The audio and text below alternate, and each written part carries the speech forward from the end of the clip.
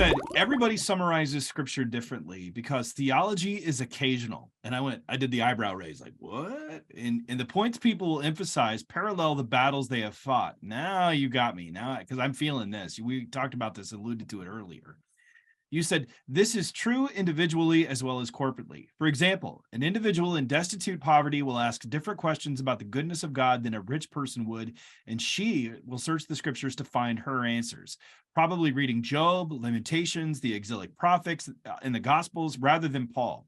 If theology is occasional, it does get more occasional than the mission field, where the different circumstances require different answers to questions never before considered by the missionaries. Why is it so important for us to keep this before us? And how can theology be occasional? We have 2,000 years, Allen. We have 2,000 years of theology. How is it that it can be occasional? Right. Thank you.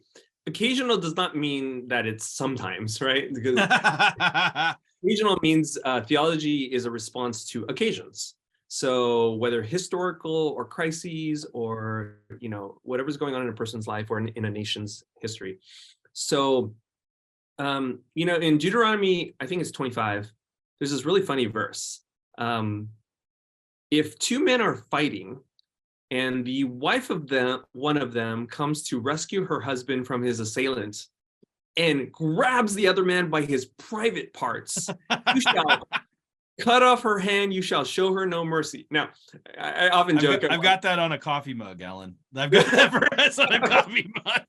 I often joke to people, I'm like, if people ask you your favorite Bible verse, I'm like, quote that one, right? Oh, anyway, keep going. But I'm like, okay, that's part of the Mosaic Law. Why is that in the Mosaic Law? It's occasional, which means it happened.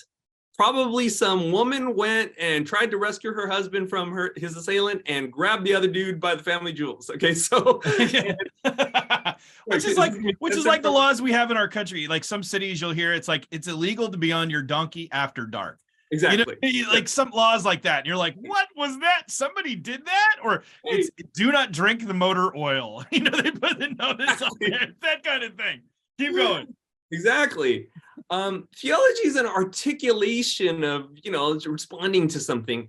And so, Moses wrote this in the Mosaic Law because this happened. This probably happened multiple times. And he's like, okay, well, ladies, please cut this out. We gotta stop this. Write it in the Mosaic Law so this doesn't happen again, right? So theology is, so the occasional nature of theology means that we have to always stay on our toes because different people around the world ask different questions and respond to different things. So, which you mentioned, I want to interject this. I want to read this part here because I know we're short on time, but this is so good. You said, in addition, 2/3 world theology tends to ask questions about the fate of dead ancestors, spiritual warfare, the relationship between the poor, the acceptability of polygamy, and conversion to Christ in a religiously pluralistic world. In other words, can you be a Messianic Muslim in the same way someone can be a Messianic Jew? In the West, though, our questions are different. Mode of baptism, status of the papacy. Are you pro-vax, pre-vax, COVID, mask, anti-mask? I mean, you can even put that in the church. I know that's not necessarily a church thing, but it is in some places. Calvinism versus Arminianism, egalitarianism versus complementarianism, denominationalism, I got to get all those out, and the validity of sensationalism and dispensationalism, just to name a few. The questions are often very different, but no less valid. Why is it important to hear those questions? Because I think it brings out something that we miss in our cultural viewpoint, but it actually is in the gospel. They've got this in the word, but we miss these questions. Why is it important to interact with the 2/3 world in regards to these kind of things? Put it simply, they're more biblical than us. So, Allen! Okay, let me unpack this. One time I was at a theology conference. I'm not going to name the conference because I don't want to shame them, but I was at a Western. Do it, Allen. Let's shame them. Shame. So keep going. And I was moderating this panel, and this person presented a paper about an African view of the New Testament, which I thought was a great paper.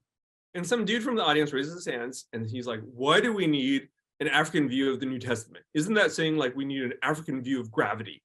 So I'm like, facepalm, right? But I was like, I was the moderator, so I was like, let someone else from the audience or the panel answer. And somebody else raised their hand and said, because Africans actually have a more biblical worldview than we do.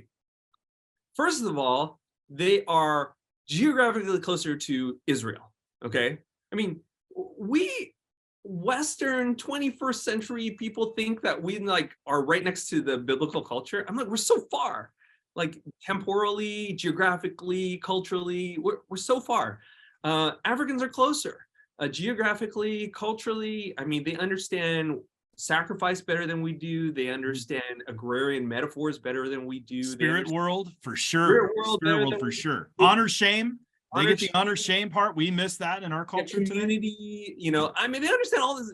And here we are in the West saying, oh, we own theology, right? We have the best interpretation, the most pure interpretation. I'm like, they are way closer to the biblical culture. They understand it better than we do just because they live closer to it.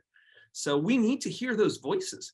But in addition to that, also modern day things that have come up within majority world cultures are things that we never talk about in the West. And we need to hear some of these things. So some of these issues that you mentioned, right? And so, and some of these things might actually be things the Western church are going to face later on. So, you know, let's learn from our brothers and sisters from around the world.